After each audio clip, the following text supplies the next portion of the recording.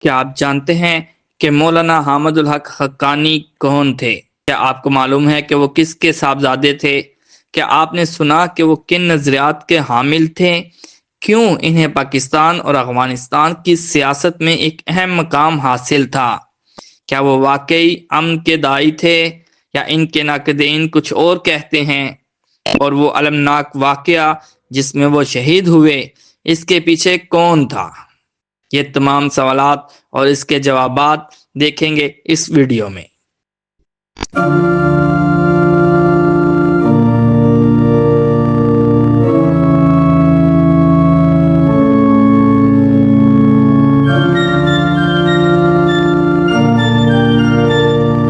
مولانا حامد الحق حقانی 1968 میں اوکاڑا خٹک نوشہرہ میں پیدا ہوئے۔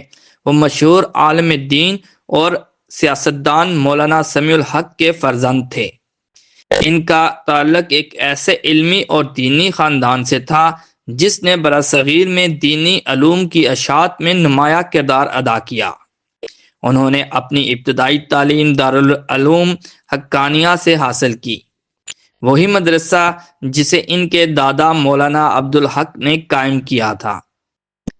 بعد میں وہ جمعیت علماء اسلام سندھ سے وابستہ ہوئے اور اپنی سیاسی مذہبی خدمات کا آغاز کیا۔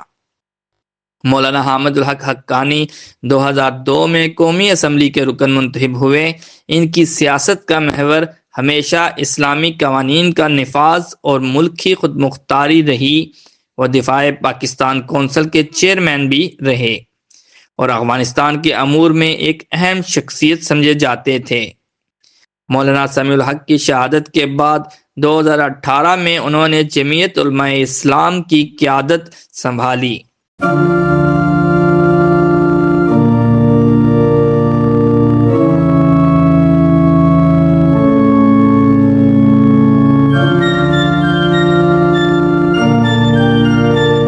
وہ ہمیشہ افغان طالبان کے حامی رہے اور افغانستان میں اسلامی حکومت کے قیام کو درست قرار دیتے رہے۔ 28 فروری 2025 جمعے کا دن تھا۔ دارالعلوم حقانیہ کی مرکزی مسجد میں جمعے کی نماز کے فوراً بعد ایک زوردار دھماکہ ہوا۔ یہ خودکش حملہ تھا جس میں مولانا حامد الحق حقانی شہید ہو گئے۔ یہ حملہ کیوں ہوا، کس نے کیا، یہ سوالات ابھی تحقیق طلب ہیں، تاہم ان کی شہادت نے ملک بھر میں غم و غصے کی لہر دوڑ دی۔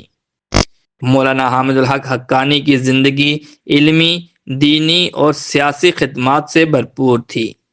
ان کے نظریات اور کردار پر اختلاف کیا جا سکتا ہے، لیکن یہ حقیقت ہے کہ وہ ایک مؤثر اور متحرک شخصیت تھے۔ یہ ویڈیو آپ کو کیسی لگی؟ کمنٹس میں اپنی رائے کا اظہار کریں اور مزید معلوماتی ویڈیوز کے لیے ہمارا چینل سبسکرائب کریں۔